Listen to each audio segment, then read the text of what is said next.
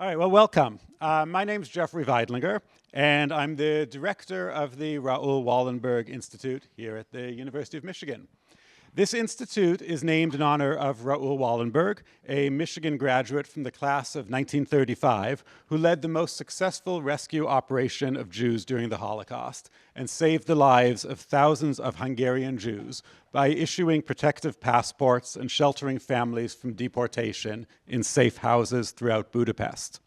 The Institute, which was established less than 6 months ago, will study hatred directed against religious and ethnic communities, foster cross-cultural understanding, and elevate civic discourse through teaching, research, and public engagement by developing strategies to combat anti-Semitism, divisiveness, and discrimination. As part of this mission, we are sponsoring this conversation series with the goal of engaging students and the public with discussions about timely topics dealing with ethnic and religious hatred and tolerance. These moderated discussions invite scholars and practitioners to share their expertise with the campus community, to showcase diverse opinions, and to model open and respectful dialogue.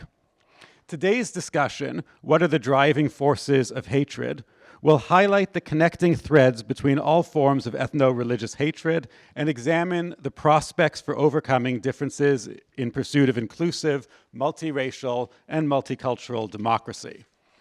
I do want to acknowledge today that we are facing a growing number of challenges in the pursuit of an inclusive democracy. Our work together is therefore more important than it has ever been. And nowhere is this struggle more consequential than right here on our college campuses. I'm therefore pleased to acknowledge our co-sponsors across the university, the Office of Diversity, Equity, and Inclusion, Michigan Hillel, the Faculty Senate, the Department of American Culture, and the Frankel Center for Judaic Studies.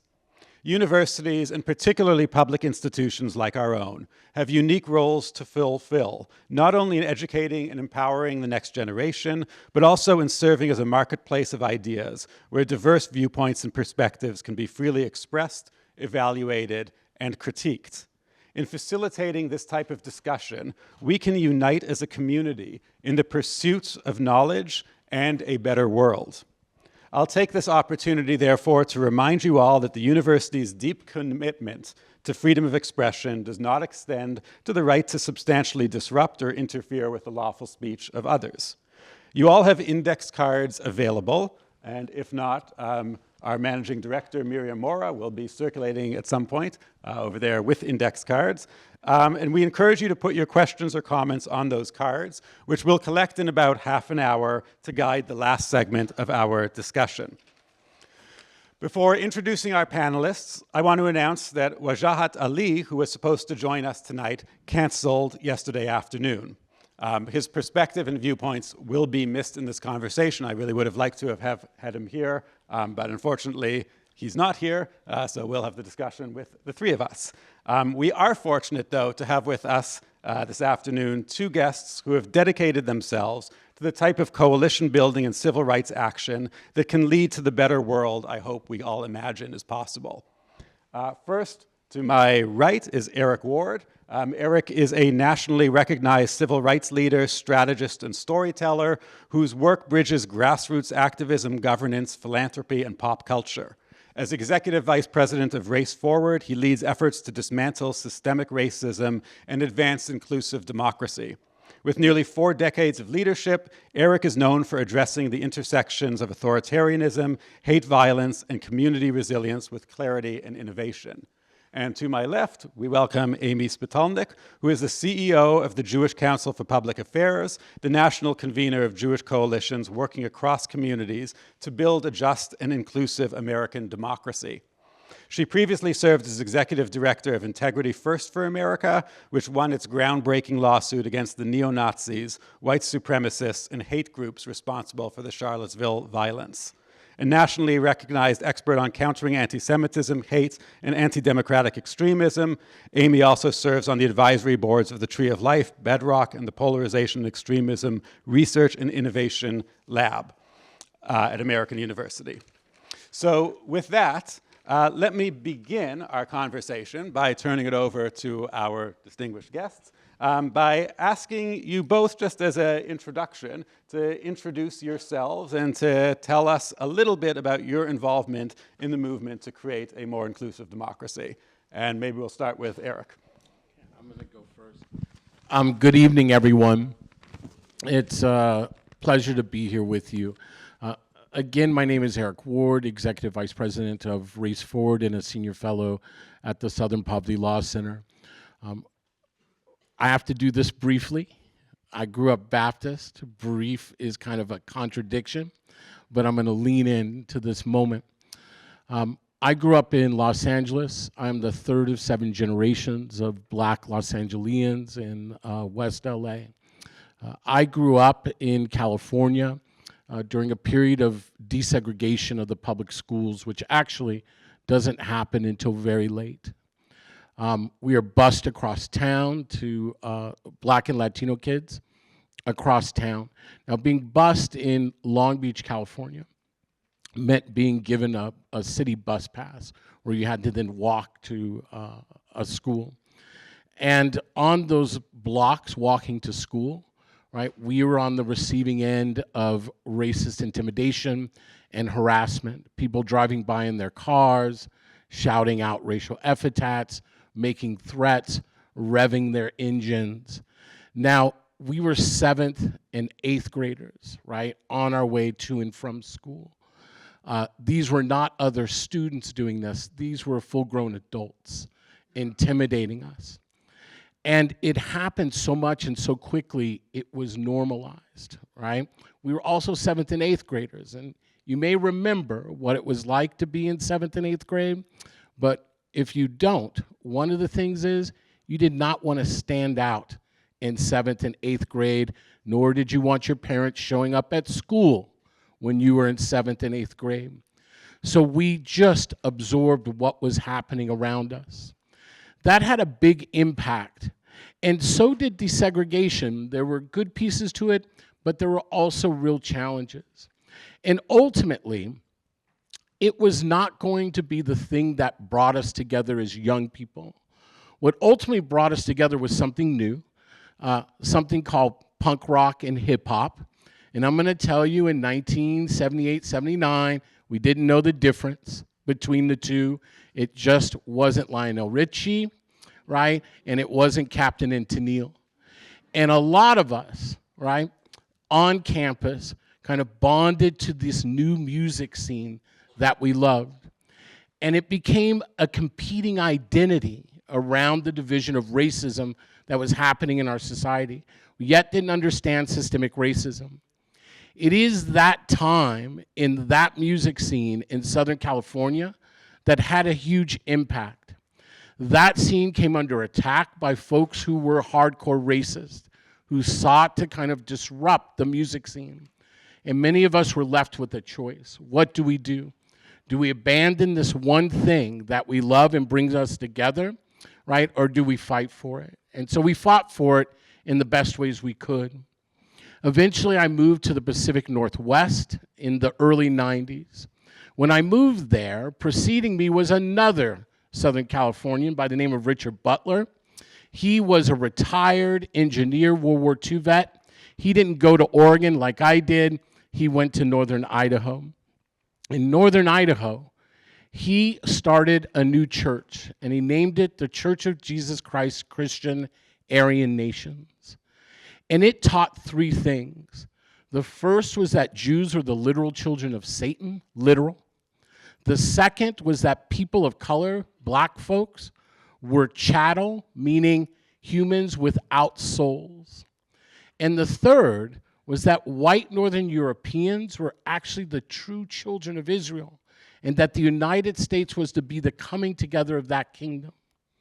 The Aryan Nations was involved in a number of acts of violence, bank robberies, murders, shootings, threats, and intimidation. In 1988, an Ethiopian student by the name of Mulugeta Sarah was on his way home from school, community college, with 2 other people. He was attacked by a group of neo-Nazis who beat him to death with a baseball bat. It was a wake-up call that what we had dealt with in the music scene in LA was a reality in the Pacific Northwest. For the next decade, I and others built over 100 local human rights groups in urban and rural communities across the Pacific Northwest, in Oregon, Washington, Idaho, Montana, Colorado, and Wyoming. These were diverse coalitions. I often say, in the Pacific Northwest, we were intersectional before intersectionality was cool. The reason why were the demographics of the Pacific Northwest, and if you have questions about that later, we'll talk about it. We built broad-based coalitions because we needed one another to stand against this social movement of hate. Now, lots of folks thought these social movements, these hate groups, didn't matter at the time. What is their impact? These are just marginalized groups. But our argument was we had seen how they had transformed the punk scene, and we knew that they could move from the margins to the mainstream of society. And we decided we needed to take them on through building broad-based unity and promoting the ideas, not just being responsive to bigotry, but promoting the ideas of what we saw as a multiracial society. That is how I cut my teeth organizing in the Pacific Northwest. Right? I was a co-director of the Black Student Union. I led Students Against Apartheid at the University of Oregon. I was a part of a number of coalitions, both on campus and in communities, to take on hate violence. Ultimately, when attacks on the immigrant communities happened after 9/11, and on Muslim, Arab, and South Asian communities, I began working with communities both in philanthropy and and across the country to build that large response that we had learned within the traditions of Black struggle. That Black struggle calls for a liberation where everyone, regardless of their race, religion, gender, or sexual orientation, or ethnicity, can live, love, work, and worship free from fear and bigotry. And I'll end this way. The piece that I challenge folks about in this moment is that far too many of us have succumbed to the narratives of the other side. The idea that we haven't won anything. We are dismissive of Black struggle because we also carry the bias of anti-Blackness in our society. We look at the struggles of our grandparents and our parents as if they achieved nothing in this country. That is a false, pessimistic understanding of the arc of Black struggle in this country. And even we as Black people let other communities of color get away with that dismissiveness. But the truth is most of us would not be in this room today. Most of us would not be agitating for social change if it had not been for the struggle of Black people in this country in very tangible ways. And I'm here to say, as part of the struggle, the conversation is no longer around just belonging. That was a fight that was actually won in 1968. Just because other folks want a 2 out of 3 or they think a 3 out of 5 doesn't mean we need to do that. The issue is not about belonging. The issue is, will we be able and allowed to govern in a multiracial, inclusive democracy? And have we prepared ourselves to govern in that way? And I think the events over the last 10 years say that we have found a lot of weakness in our inability to step up and govern, to provide a real alternative to the white nationalist movement. And we at Race Forward are committed to providing that alternative, not just in a hypothetical way, but in the day-to-day ways that we show up for our institutions and we show up for our communities. This is about the moment of the future. And if we don't fill that void, right, we know who will. And we just have to turn on the news or open up the newspaper each and every day to see how that void is being filled. So while we want to talk about others, there is a critical importance in our leadership and where we are now to be brave enough to pick up the mirror and stare into it. If multiracial democracy is failing in America, it's because we are not showing up as the serious leaders that we need to be in this moment. And that's the work I do. Thank you, Eric. And Amy, I'll turn the same question to you. So if you can tell us a bit about your background, what you're doing to help create a more inclusive democracy. Always having to follow Eric Ward is never a good spot to be in. And it's really wonderful to be here, appreciative of the center, and always great to be with Eric, who has been a really fantastic thought partner and friend in this work for a long time now. And where Eric really left off is where I'll begin, because our work at the Jewish Council for Public Affairs and my work more broadly is really rooted in this idea that we can't have Jewish safety in America if we don't have inclusive, multiracial, multi-faith democracy in America. And we're living at a moment where both Jewish safety and inclusive, multiracial, multi-faith democracy feel perhaps farther away than they've been in decades.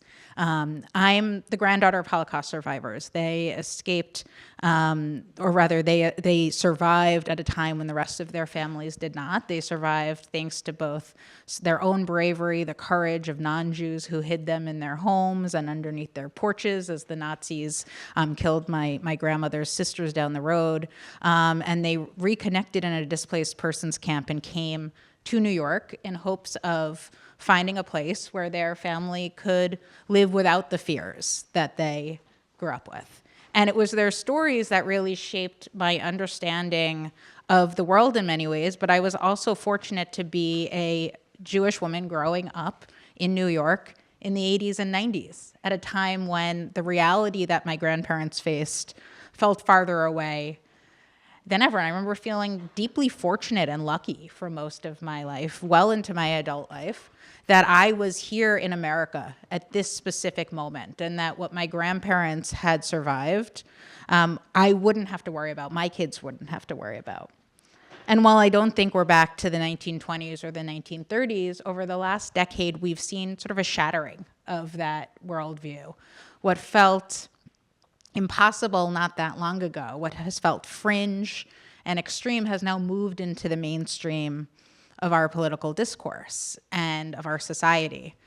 And for me, in many ways, the moment where it felt the Band-Aid was ripped off was in Charlottesville in August of 2017. I remember watching those images of neo-Nazis with torches descending on a college campus not that different from this one, chanting, "Jews will not replace us," and blood and soil, specifically targeting the black neighborhoods in Charlottesville surrounding the synagogue, where they chanted things like Sieg Heil while carrying semi-automatic weapons, and ultimately, of course, murdering a young woman named Heather Heyer and injuring many others. And that alone, watching those images from Charlottesville, was enough, I think, to shock many of us. I think we heard these chants of "Jews will not replace us," and many of us were confused as to what it meant, but we knew what those images were. We knew what those torches were intended to evoke. We knew what these Nazis were intending to do in terrorizing Jews and black people and others on that campus. What we didn't know at the time is that what happened in Charlottesville wasn't an isolated incident, but really a harbinger of the cycle of extremism and hate that's followed, and in so many ways, the deeply interconnected cycle of extremism and hate that's followed. I was working in the New York Attorney General's office at the time, where we were dealing with sort of the first wave of Trump administration policies, so oftentimes rooted in many of these same conspiracy theories, things like the Muslim bans and the DACA repeal, where we were bringing litigation to fight back against these deeply dangerous policies. In some ways, it seems almost quaint compared to what we're dealing with now in terms of the second Trump administration, and I'm sure we'll get to that. And a few lawyers I knew called me up and asked if I'd be interested in helping them sue some Nazis. And as the granddaughter of Holocaust survivors, and as a human who generally despises Nazis, it was really hard to say no to that. And so I was fortunate to lead this nonprofit where we brought a lawsuit against the neo-Nazis and white supremacists responsible for orchestrating the violence. The 24 individuals and hate groups, some names that have become sadly household names in America, like Richard Spencer, the Ku Klux Klan, National Socialist Movement, and others, sort of the core of what was then called the alt-right, and now we really know as the white nationalist movement, and in many ways, who began to normalize a lot of these ideas that have moved from the fringes to the mainstream since 2017. It was a long road in that case. Suing Nazis is challenging for a number of reasons, including the fact that they don't really believe in the rule of law. And so we would oftentimes be trying to hold them accountable in court, and we would have the dog ate my homework of Nazi excuses that like their girlfriend threw out their phone, or it fell in the toilet, or this, that, or the other thing. But eventually we got to trial. And in what I think is one of the few reasons and signs of hope at a time where, for many of us who do this work of fighting extremism, we had a jury of residents of the Western District of Virginia, which outside of the city of Charlottesville is not a particularly progressive place. And after 4 weeks of trial and 3 days of deliberation, they found every defendant liable for a violent conspiracy to target people based on their race and their religion, to the tune of about $26 million. And that verdict, in many ways, was a sign that there still is accountability for hate and extremism at a time when I think for many of us, it felt like it was not so possible anymore. And at the same time, in the years since Charlottesville to when we got to that verdict, and certainly to now, a number of years later, we've seen those ideas, that replacement theory, the conspiracy theories that underpin that violence, that horrific weekend, move from neo-Nazis with torches that were largely reviled by many people, perhaps not by our president, but by many people, to really the mainstream of our political discourse, where that same language of invasion and replacement is now underpinning direct policies coming out of the federal government, targeting immigrant communities and so many others. And it's fueled a cycle of extremism that has targeted not just Jews and Black people, but Muslims, Latinos, and so many others, from Charlottesville to Pittsburgh, which was the deadliest attack on the Jewish community in U.S. history, to Poway, California, to El Paso, Texas, to Buffalo, which targeted a supermarket in a Black neighborhood, and so many other places. And we're also seeing this come alongside the broader rise in hate crimes that we know creep up year after year. For me, I started my current job in September of 2023. And I couldn't have anticipated a month later, sadly, just how relevant our work at JCPA would be. JCPA was founded 81 years ago, recognized at a dark time in Jewish history during the peak of World War II, recognizing that Jews needed to be in deep coalition with others in order to advocate for our rights and safety here and for the rights and safety of Jews around the world, at a time when it felt like we were screaming into a void trying to save the Jews of Europe. And our work has really followed that trajectory over the last 81 years, leading the Jewish community and showing up in Selma after Bloody Sunday, which we just marked the 60th anniversary of, mobilizing Jews for the Civil Rights Movement, mobilizing for Soviet Jewry, mobilizing on so many issues that have been a core concern to Jewish values and Jewish safety. And we're now living at a moment where over the last year and a half, first with October 7th and its aftermath, and now with the election, the idea that Jewish safety is inextricably bound up with the safety of others has never perhaps been more relevant in the long history of JCPA. And yet it also feels like a story that's harder and harder to tell on a daily basis. Because post-October 7th, we're seeing extremists on all sides use the Jewish community as a wedge to try to pit different populations and communities against one another. Whether it is those who are seeking to hold Jews here accountable for the actions of the Israeli government on the other side of the world, targeting synagogues and so many other Jewish institutions, my own included, or whether it's those who are exploiting the very real pain and fear in the Jewish community about anti-Semitism to go after our core democratic norms, civil liberties, civil rights, and the rule of law, as we're seeing certainly over the last few days alone. And so we know that extremists are working overtime to make it seem that our safety is zero-sum, that it's only possible to advance the safety of rights of the Jewish community if we somehow undercut the safety and rights of others, or vice versa. But our history tells us what the period of time that has been safest for Jews in American history has told us, the period of time that I really grew up in, is that inclusive, multiracial, multi-faith democracy is existential to Jewish safety, the same way that Jewish safety is existential to multiracial, multi-faith, inclusive democracy. We can't have one without the other.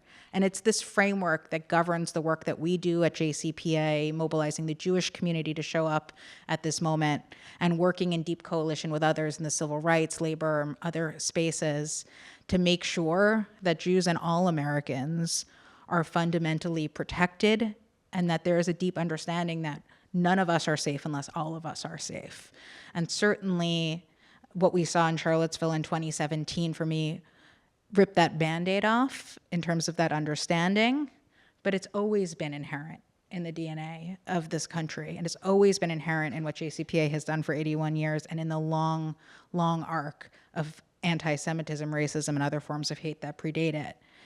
And so in this moment, our responsibility is in really understanding how the most extreme voices are seeking to dissuade us of that understanding, to lose sight of the fact that our safety is deeply interconnected. And all we can do is continue to marginalize and ignore those loud voices at a time when they're working so hard to make it more difficult than ever. Thank you. So I'm really inspired by both of your stories and your commitment to coalition building and doing this hard work of fighting hatred.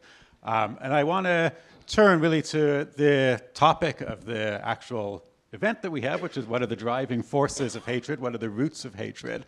Eric and I were talking earlier particularly about anti-Semitism and the ways in which anti-Semitism is not only bigotry against Jews, but is a way of utilizing bigotry against Jews in order to target democracy, writ large.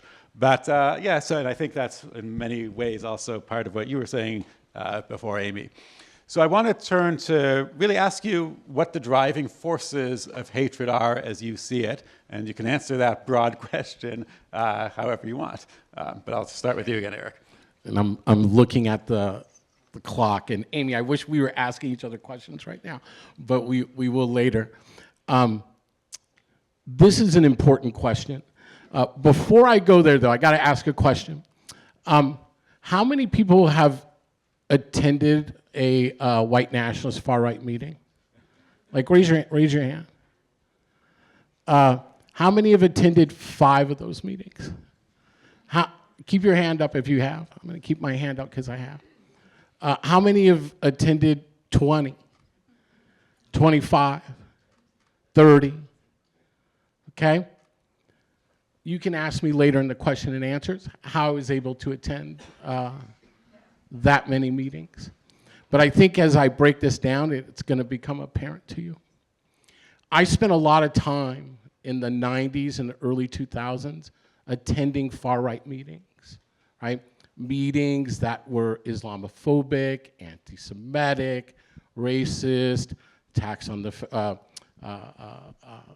at least narrative attacks on the federal government, a host of, and there's reasons why. If you read the essay, Skin in the Game, how anti-Semitism animates white nationalism, I break down a little bit of this story about why I did and how I was able to do that. But I want to come back to the driving forces of hate. So to get to the driving forces of hate, I'm going to try to tell this story really quickly. I want to tell you what I think the 3 major drivers are of hate. Hate is just a set of attitudes and biases, right, that one wants to act on. So we can talk about hate, but people hate all kinds of things. Sometimes it's people, I hate macaroon cookies, don't ask me why, I don't know, I just don't like shredded coconut for some reason. I suspect when I was like 2 or younger, I must have got my hands on a box of macaroon cookies, ate them all, got a stomach ache, probably threw up, and then never liked macaroon cookies again, right? I have a hatred. A hatred is okay. The organizing of that hate, right, in order to impact the lives of other people is what we're really talking about, and it's what Jeff is asking. And I want to make it specific to the US. We can talk about hatred around the world, lots of different dynamics. And I want to talk about what's happening in the US for a second. Is that okay? I'm probably going to get it wrong. I'm in a room full of academics, but you all can write, papers challenging this later. But I think this is kind of right. And I'm basing it off the time that I have spent with the white nationalist movement and far-right leaders in the United States. So there was this thing called the Civil Rights Movement. Raise your hand if you ever heard of it, right? Okay, here are more hands. Okay, if you don't know, there is this thing in the 1960s, really started in the 1940s, called the Civil Rights Movement. We'll get to the arc of history later. Why is it started? Because in the United States, right, when it is founded, before it is founded, there is this idea, right, called white supremacy. Ooh. Now, I read a study that if you say the word white supremacy and racism, it actually sets off anxiety in us. We've been socialized to have anxiety. So I'm just saying racism, racism, racism, white supremacy, white supremacy, white supremacy. Breathe it out, right? It's okay. We're not talking about people. We are talking about an idea. And none of us were around for the creation of that idea. We're not responsible for the creation of that idea. But this idea develops, and it's a way of organizing society, and it's called white supremacy, right? And it's founded on 3 pillars. The first is the stolen resources, right, and lives of Native people. The second is a system called chattel slavery, a brutal system, not like other forms of slavery, right? It is a unique, brutal system that breaks people down and erases all the humanity that it can.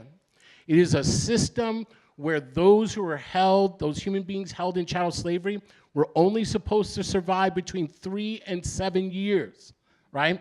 I am the descendants of folks who managed somehow to survive that kind of system. And so are some of you in this office. So there's the stolen resources. There is chattel slavery, and there's a third thing we don't often like to talk about, even in the civil rights movement, but important to name: the control of sexuality, the control of women, misogyny. These are the 3 pillars that allow the organization of society. Take a deep breath. None of us were here for that, right? It is a system upon which we all are descendants of. This is white supremacy. What grounds it, right, the glue that holds it together, is this false belief in biological racism. The idea that race actually exists as a biological definition, right? I should give a little hint. Race does not exist as a biological definition, right? That is a white supremacist notion. Race is a social construction in our society. In short, race doesn't exist, but racism does. So here's this system called white supremacy. It exists for a very long time without challenge. It is the way upon which everyone understands society through the lens of economy, culture, politics, and society. Everybody with me so far? Okay.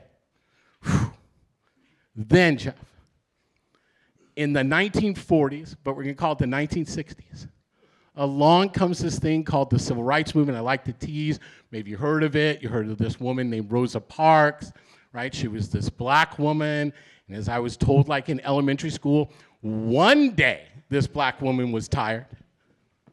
And on that one day she happened to be tired in America, apparently, she got on the bus and didn't give up her seat. She was arrested. Lo and behold, like manna from heaven, black folks understood to stay off the buses for an entire year. And then at the end of the year, the Montgomery Bus Association decided that racism was wrong, ended it. Everyone lived happily ever after, right? Now we know the civil rights movement was much more complex. Rosa Parks was this phenomenal leader. Lots of nuances, lots of coalitions being built, but that's the myth we're told. But the civil rights movement does something that we do not admit, and I'm going to get to why we don't admit it later. And this is the piece that I'm coming to about the first driver of hate in this country. If racism exists, what happens in the civil rights movement is it provides an alternative vision to what this society could look like. And it's called a multiracial society. And as I said, that society where everyone has the right to live, love, work, and worship free from fear. Now, it's an aspiration, right? It's not a reality, but it is an aspiration that begins to bring a significant amount of the American population with it, including white folks. If you look at most social polling today, anywhere, depending on the issue, 30%, a third of white America, right, to sometimes upward to 60% of white America agrees with that aspirational society, right? Again, now that may not seem, folks say, Eric, only 30% of white people. That's terrible. But I gotta tell you, if I were talking to Proud Boys and I told them 30% of black America is on your side, they would be calling that a victory, right? I'm going to get to the point about, again, why we hold these kind of Eeyore attitudes. The civil rights movement is significant and victorious in ways that we do not admit in this society. But with every good intention comes a backlash. And the backlash is an understanding that there is a country moving towards a multiracial democracy, and there will be a shift in power in terms of that multiracial democracy. That sets off anxiety. I don't know if folks have anxiety. I get anxiety sometimes. When I walked into the space and sat down and looked up at all these people I don't know, I guess I have social, I'm a punk rocker. But I had a little bit of social anxiety. Who are these folks? Who are we? Imagine you take demographic anxiety, the fear of a changing America, and you tell people that anxiety isn't natural. It's an existential threat, right? That is a bringer of doom. That is the first driver of hate in this society. There are individuals, leaders, and movements who are telling us that demographic change is actually an existential threat. And underlying that existential threat is an anti-Semitic conspiracy called the Great Replacement Theory.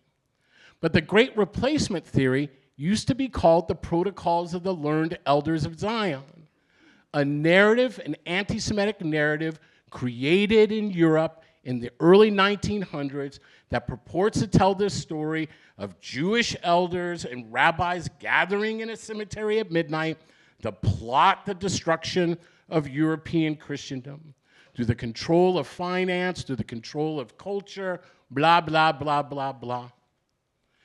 It is a recycled story that gets told each and every day. That recycled narrative led to the mass shooting in Pittsburgh. It has led to the mass shooting of Latinos in a Walmart in El Paso, the targeting of Muslims, the targeting of Sikhs, the targeting of African Americans shopping in a grocery store in Buffalo. I'm not saying that racism or Islamophobia or homophobia or anti-Latino xenophobia isn't in play. What I'm saying is overarching those bigotries is a narrative that has been tapped into to try to organize people's natural anxiety to change. How do you deal with change and its social anxiety? It's not through separation.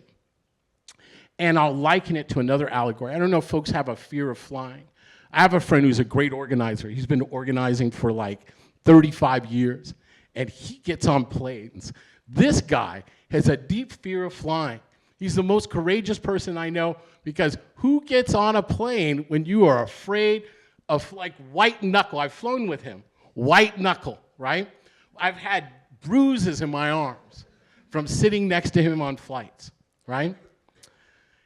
I convinced him about 15 years ago to go see a therapist, right? You got to get over this fear of flying because you're not going to stay off planes. He goes to the therapist, and guess what the therapist tells him is the solution to his anxiety around flying? Fly more, right? His therapist tells him, because you actually aren't going to get over your anxiety around flying. What you're going to learn to do is how to manage your anxiety. Demographic anxiety is something that we need to manage. It's not an existential threat, nor is it something we can afford to ignore. Demographic anxiety, for me, is one of the prime drivers of the ability of folks to organize hatred. The second is narrative, so I'm going to go quickly, right? Remember I told you we treat the civil rights movement as it's not a big deal, right? 10 years ago, when many of us were mobilizing around Ferguson, one of my favorite shirts was Not My Mama's Civil Rights Movement. Some of you may have had that, right? Well, the truth is we weren't our mother's civil rights movement. Our mother's civil rights movement was super badass. They had to organize when white supremacy was the actual rule of law in this country. There was no alternative to it, right? There was no, like, this is actually against the law to treat me like this, right? Even if I was being treated badly. We have adopted this narrative, right, of anti-blackness that downplays our own struggles.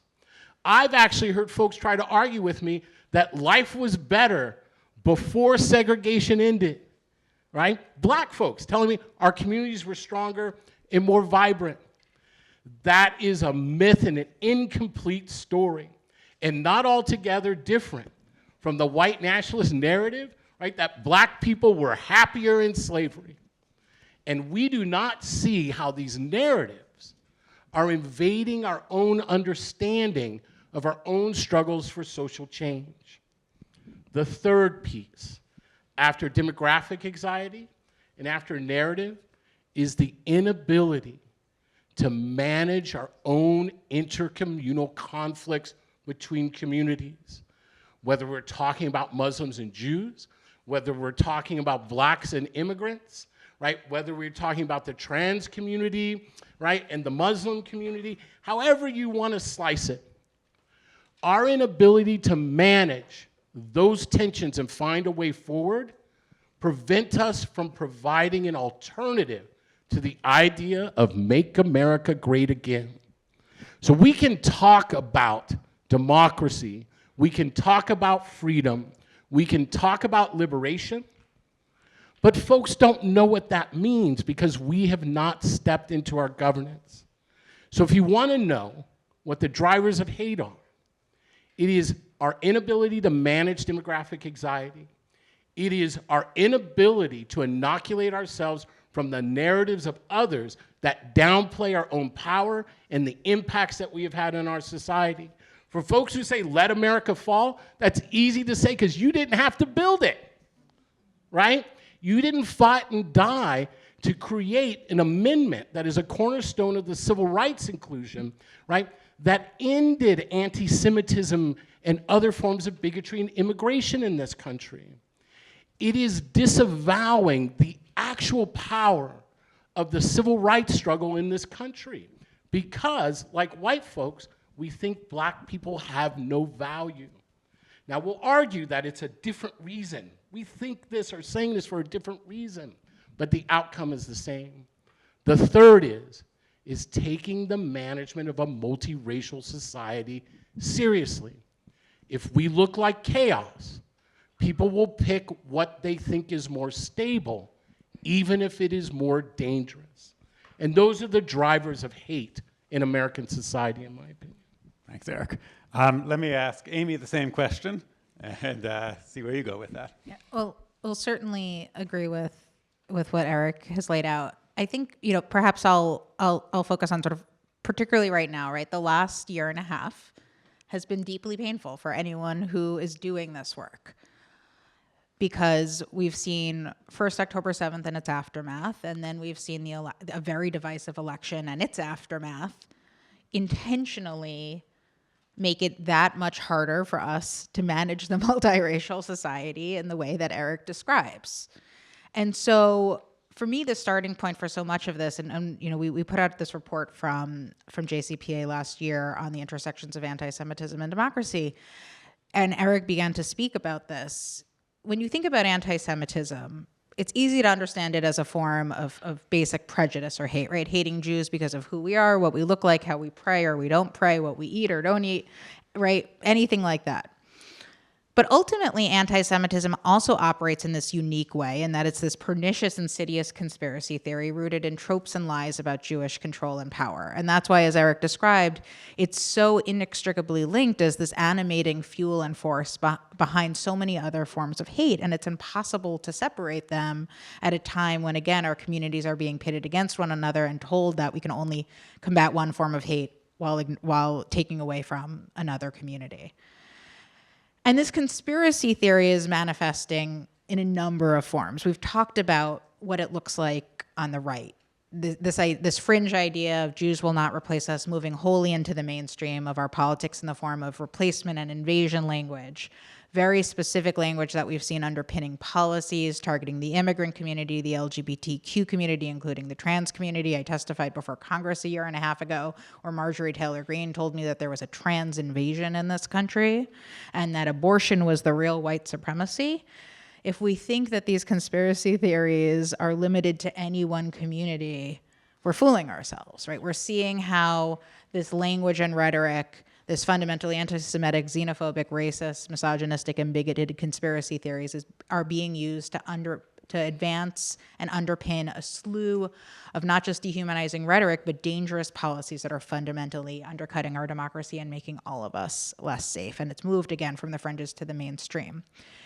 It's harder to understand these conspiracy theories as they are manifesting on what we'll sort of call the left, even though I think that's not the necessarily most accurate term here. And this is where I think we need to sort of get into and unpack some of the terms, because in many ways, to Eric's point about how we actually manage our intracommunal conflicts and a multiracial democracy, many of us are not even speaking the same language to begin with. So that when we hear terms that have been thrown around over the last year and a half, terms like Zionist or Intifada or River to the Sea, right? They mean something entirely different to one person than they do to someone else. I hear them one specific way as a Jewish woman who, you know, my formative experience with Israel was coming of age during the Second Intifada when buses and pizzerias were being blown up. And I studied in Jerusalem at a few years after the cafeteria at the university there was blown up, right? I hear that term Intifada in a very specific way. A Muslim or Arab American might be using it in an entirely different way. The term Zionist, for example, means something to me that it probably doesn't mean to, right? It's a different definition for each and every one of us in this room. I could tell you what it means to me. For me, it just basically means the belief that there should be Jewish self-determination somewhere in this part of the world where Jews have deep historic connections. And for me, it actually goes hand in hand with my belief that there needs to be Palestinian self-determination and human rights, that they're actually it's impossible to advance one without the other. That's what Zionism is for me. It might mean something different to a different Jew. It might mean something different to a non-Jew who hears that term in a very different way. But ultimately, when we're using this rhetoric and this conflict writ large as a means to drive a wedge between communities, which is what we're seeing, it has the impact of splitting apart the very communities and coalitions that we need right now to be fighting the tidal wave of white supremacist and white nationalist hate and violence that we know is coming, that's already here. And so what has been particularly painful for me as someone who has, you know, for a long time in my career, particularly working on issues of Israel and Palestine, studying there, being called a self-hating Jew for believing in Palestinian self-determination, to all of a sudden here in some of the very spaces that have been my home, that Zionists aren't welcome here, that Jews effectively aren't welcome here, right? And so for me, because of how I understand the term Zionist, it really means the 80 to 90% of American Jews that have some sort of relationship with Israel, even if they have deep fundamental disagreements with its government or its policies or with what's happening in Gaza. That's certainly me, right? And so when I'm being told that Zionists are not welcome in a certain space, I hear it as a basic form of anti-Semitic discrimination.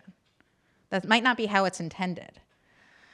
And so we're at this moment where very real and deserved feelings about something that's happening on the other side of the world is being used by extreme voices in all different directions to pit our communities against each other at a time post-election when it has never been more urgent for our pro-democracy, anti-hate coalitions to come together.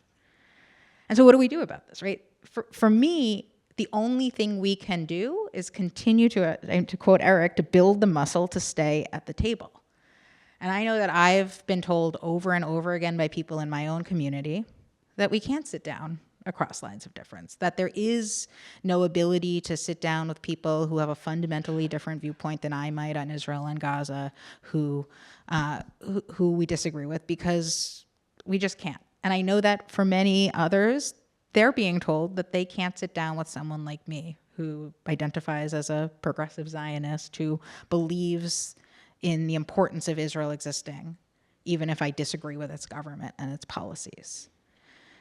And so all we can do is continue to build that muscle and have these sorts of conversations across lines of difference, because we're seeing how these differences are being weaponized in a way right now intended to pit us against other. We're seeing right now with, for example, what's happening at Columbia, where the government first gutted $400 million from Columbia University under the guise of protesting anti-Semitism, and then arrested with no charges a former student activist.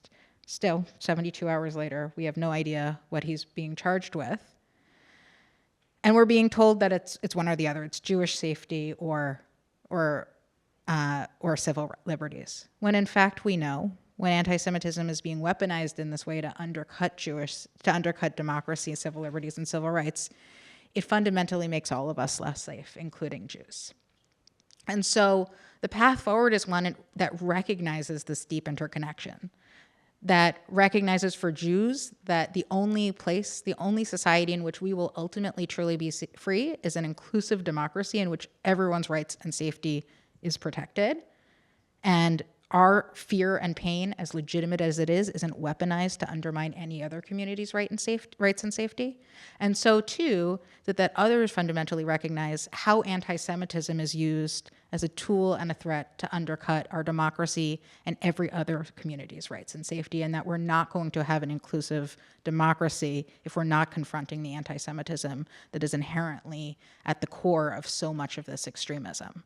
So we're in this feedback loop, and unless we break this feedback loop, unless we build that muscle to stay at the table and figure out how we break this feedback loop, we're going to continue to see things move in the direction that they've moved over the last decade. But it's conversations like this, right? The fact that people are showing up here on a campus where these issues have been so fraught, I know, to have this conversation respectfully and constructively, I mean, that gives me hope at a time when it feels like there's not a lot of hope to be given. So we have to break this feedback loop. For me, this is one important step forward in doing so. I want to turn to some of the questions that we have, and they fall into a few rubrics, and some of them you've addressed a lot actually in the comments that you just gave, Amy. But I want to kind of expand on one which is related to the ways in which people perceive anti-Semitism as being used as a weapon, particularly in the university space. There's a few questions that ask about the situation going on in Columbia, or at Columbia University, and I'll point out that University of Michigan is also under investigation by the U.S. Department of Education's Office of Civil Rights as of yesterday. So I'm wondering if you can comment a little bit on what universities can be doing in order to address these issues, and particularly how, and this relates to another question, how we can be bringing in other voices. What voices are missing from the discussions that we are having and the discussions that universities are having? Maybe I'll start with you again, since you kind of have dealt with these issues a little bit more directly in your comments. Yeah, look, multiple things can be true at the same time. Anti-Semitism is real, and it exists across the political spectrum including on college campuses, including right here at the University of Michigan, and including on probably all 60 college campuses that are under investigation, including my alma mater, Tufts University, where I sit on the Hillel board, and a variety of others. And it is very clear to me that this administration is using the very real fear and concerns about anti-Semitism to not only hypothetically address anti-Semitism as they claim, but to use it as the tip of the spear to go after our fundamental democratic norms, the rule of law, civil liberties, and basic education and liberal institutions. And so both things can actually be true at the same time, despite the loudest voices telling us that it's one or the other. And we need to be able to hold that complexity if we're ever actually going to sufficiently address this.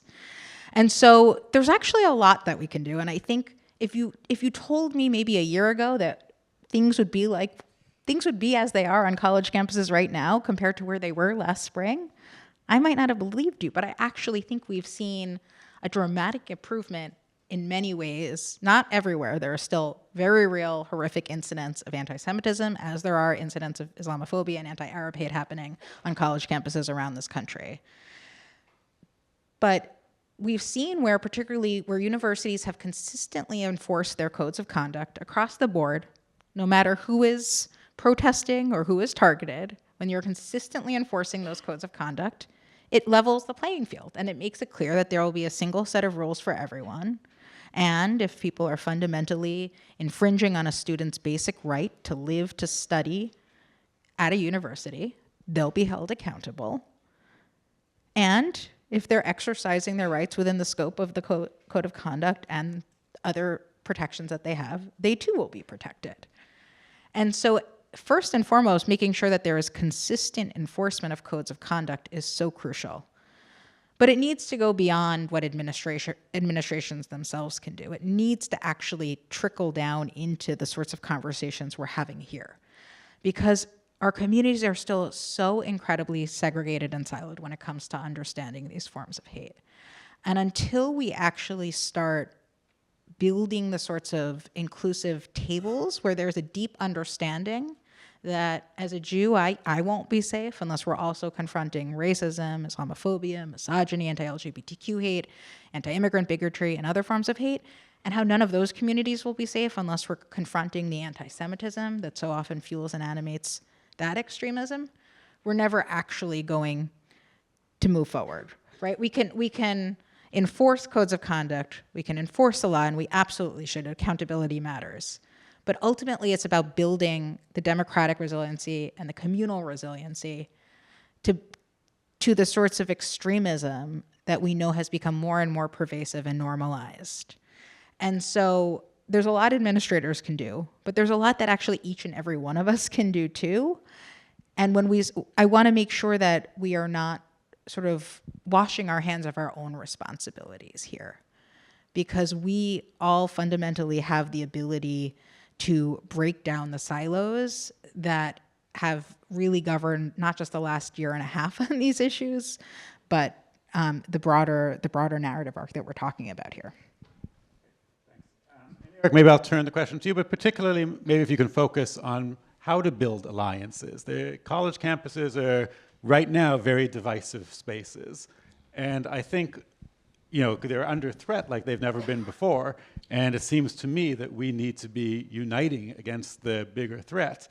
And there are certain powerful entities that are trying to use anti-Semitism as a wedge, and how we can unite, how we can build alliances and coalitions across campus in order to defend what universities are able to do in promoting knowledge and freedom of speech.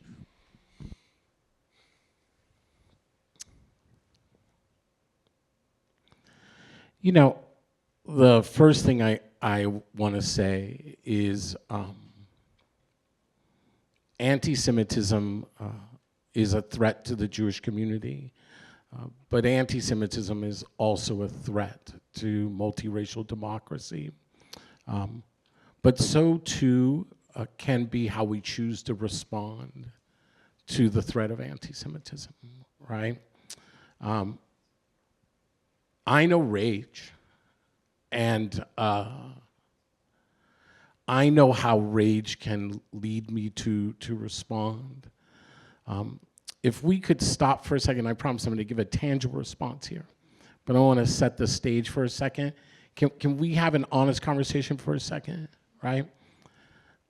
Can we admit that we are all in an emotive moment right now? We have lost millions of people to COVID over the last 5 years, right? Our brains can't even conceptualize the loss.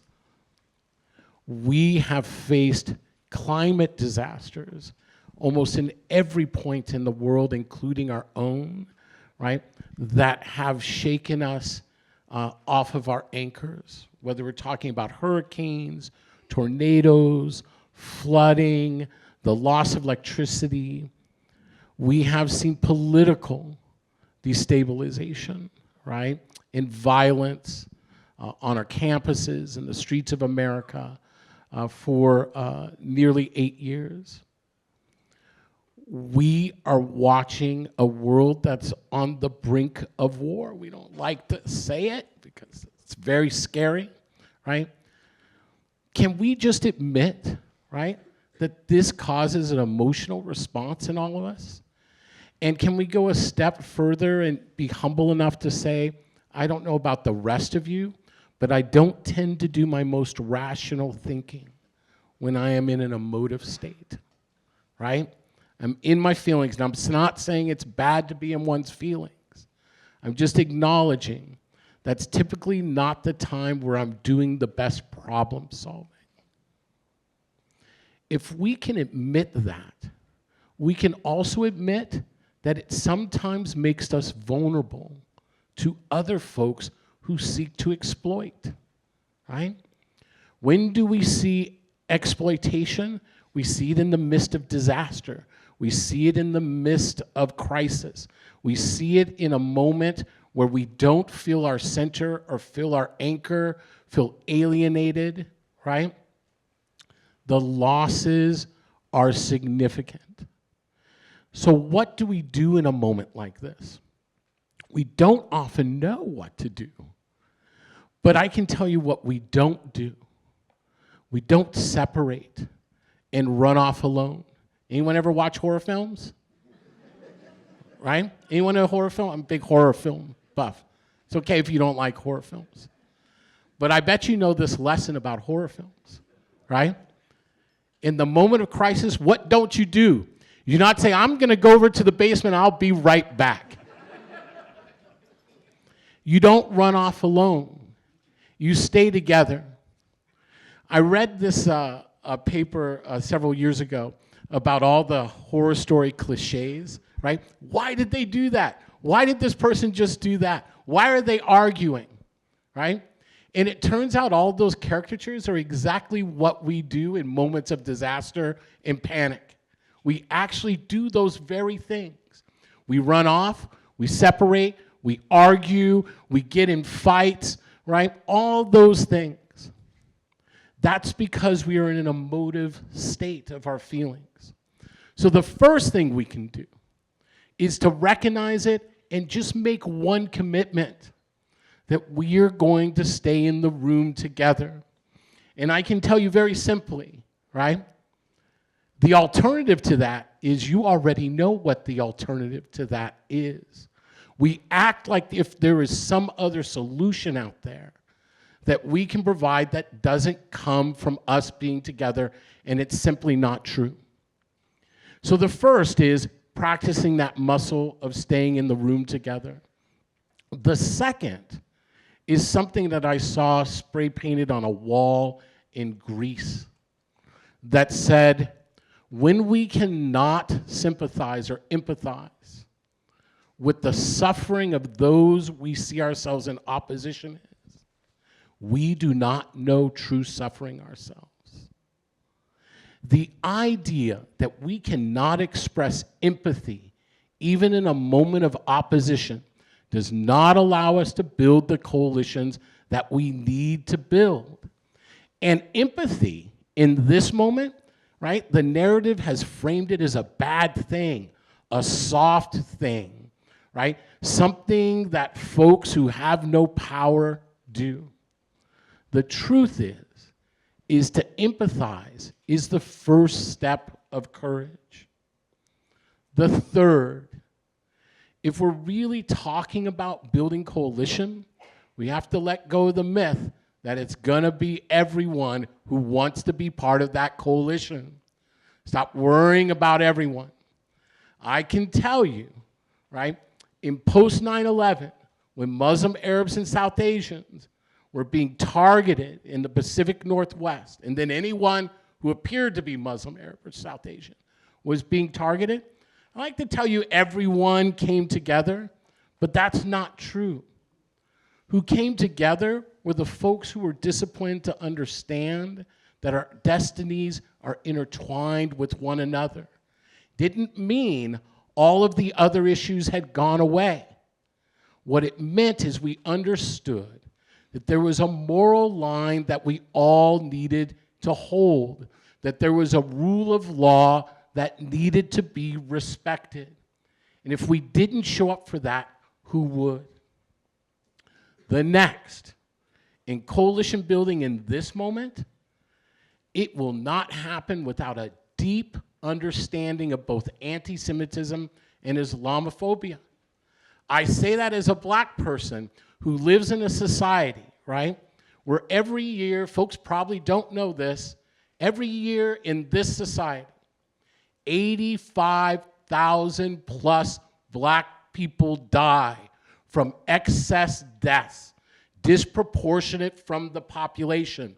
85,000 every year. That's rage.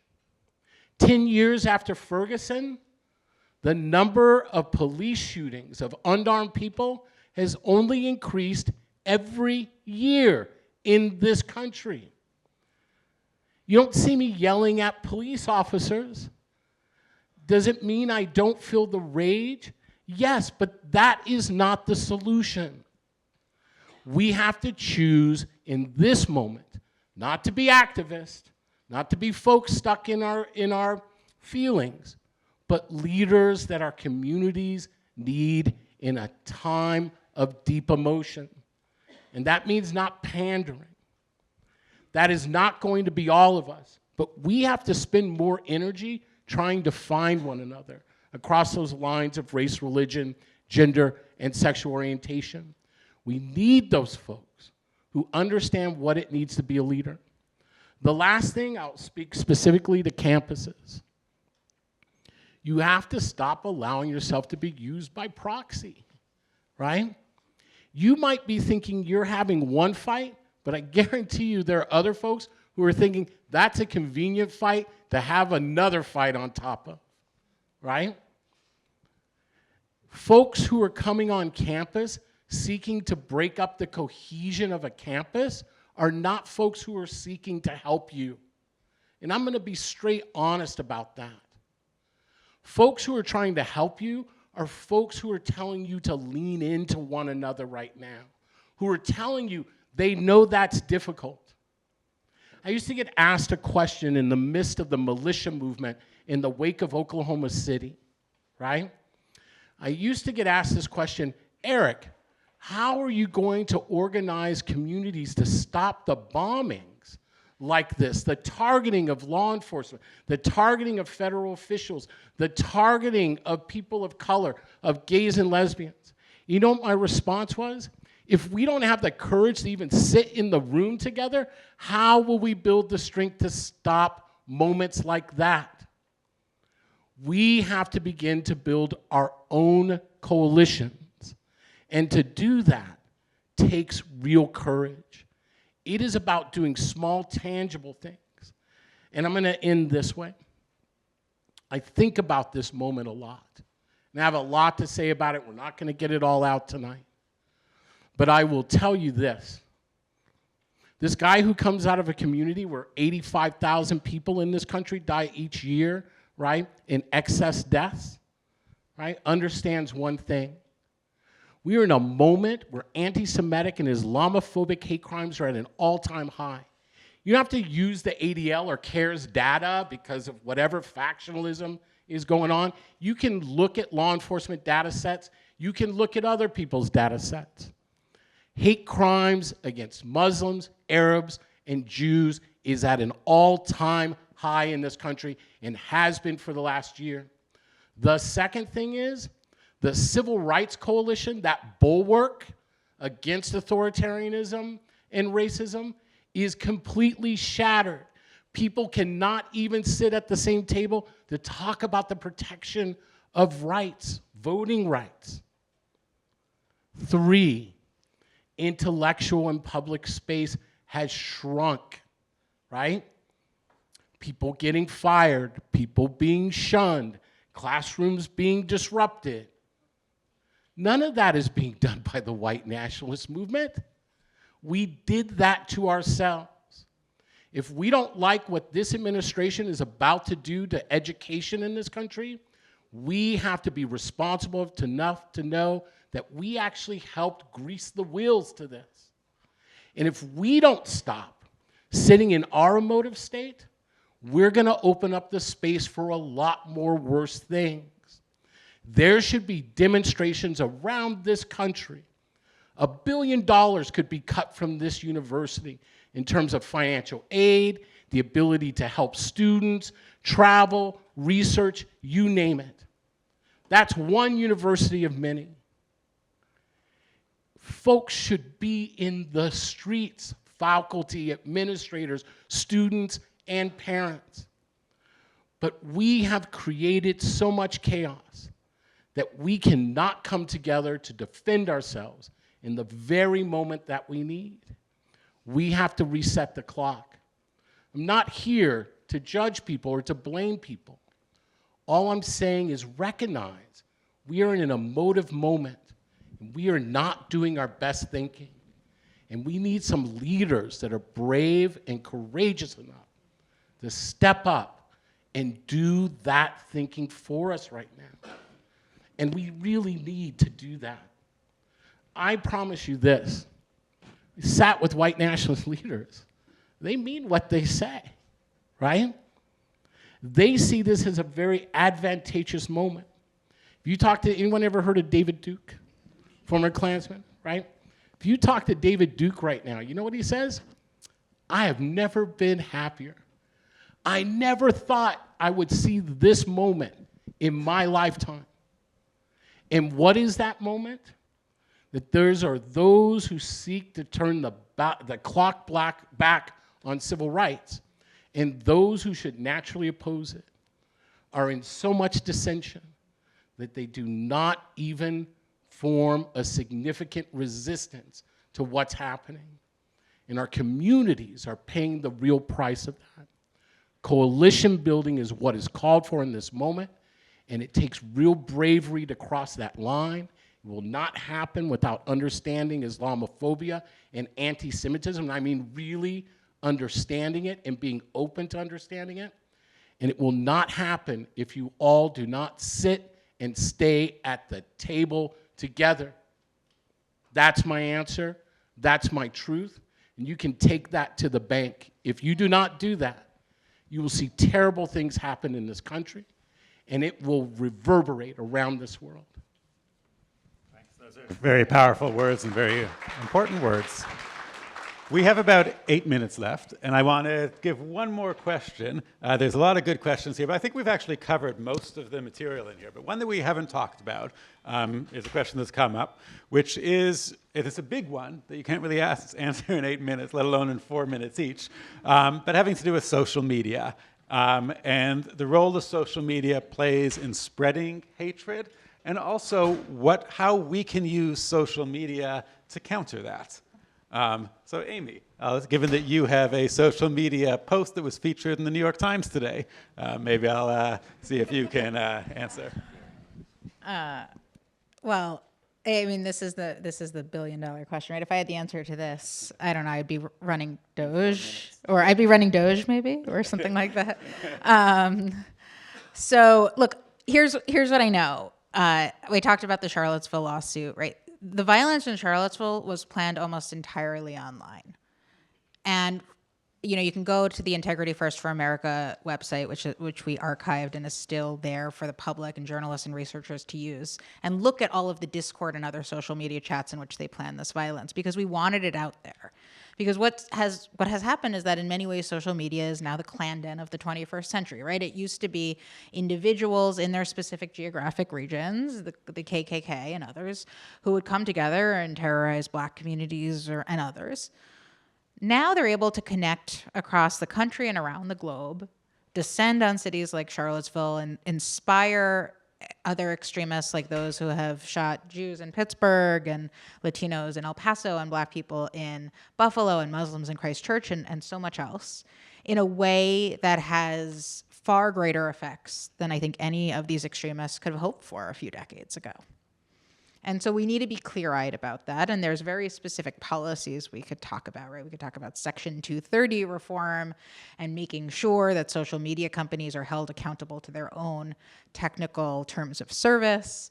We could make sure that those social media companies who have no obligation, right? They're not the government. They don't need to provide free First Amendment protections. They're private platforms, and just like any other private entity can have basic terms of service and restrictions to prevent hate and extremism and discrimination, so too can social media sites. But these companies have no incentive to, and particularly now at a time when we've seen quite literally sort of the ways in which anti-democratic extremism and capitalism intersect in the form of these big tech leaders, Elon Musk being, of course, the consummate example, but not just him. We know that there's not only no incentive to actually fix things, but actually incentive to continue to use social media to fuel the very divisions and extremism that advances the worldview that we're seeing coming out of this administration right now. And so, one, I think just being clear-eyed about that and understanding that none of these things are happening in isolation from one another. They're all actually one and the same and part of a broader normalization of this extremism. And what we can do is, I think in many ways, what Eric was talking about, making sure that we are not giving into and amplifying the loudest voices. These trolls on social media who are trying to bait us. I think particularly in the Jewish community, I see this all the time. There is a horrific anti-Semitic or anti-Israel post that someone makes. And what do? We quote tweet it or share it on Facebook and talk about why it's bad. What we're doing is feeding an algorithm that just lifts this up. And this is true for any other form of hate that we see on social media. So instead, how are we marginalizing those extreme voices and lifting up conversations like this one, and I hope the many others that will be happening across campus through the center and otherwise? How are we telling the story of the constructive, proactive future that we want, as opposed to giving ammunition and oxygen to these extreme voices in this feedback loop that will continue to exist? There's no easy solution here. I think we are at a place that, if I think, Eric, you said this earlier today, we could have stopped this maybe 20 years ago. We didn't, so this is where we're at. But there are things that all of us can do from the individual level on up to the policy level that can actually make a difference in marginalizing those extreme voices and not giving them the very oxygen that they so crave. And so if we can continue to do that, we will have at least taken our own personal steps towards making a dent in the problem that you raised. Do you think you can want to give a shot at that in 2 minutes? Yeah, I'm going to even more quickly. My advice to the young folks out here is to find the next form of technology, right? The next vehicle, and to make sure that it is an inclusive one.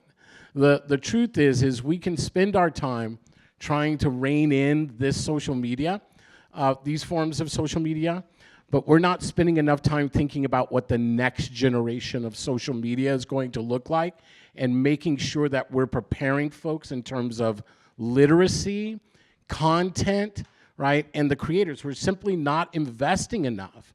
And so what we get are algorithms of bias that are driven, right, by profit. And we don't want to talk about that. I guess that's a bad word, right? But the truth is if X is a mess, right? If Facebook is a mess, if Instagram is a mess, if it toys with our emotions, it's because it's figured out if it makes us in an emotive state, it keeps us online and it keeps us looking at ads, right? That's what algorithms have figured out, how to keep you engaged. And it's easy to keep someone engaged if you're yelling at each other. You gotta get that last word in, right? And so the truth is I believe unless we're gonna regulate social media like we regulate media, journalism, I think we should, by the way, the investment is really in the next generation of young people who are probably sitting in here, sitting across this university. Invest in them, right? Do not give up on the future because the present looks so dim. Trust young people to get us out of this mess, right? We got ourselves out of another mess in the 1960s. We got to trust young people to get us out of this mess, but it does not happen if we do not show up for them. And showing up for them is not showing up to weaponize them, to go after each other on campus. That's simply not helping, right? Next generation of social media.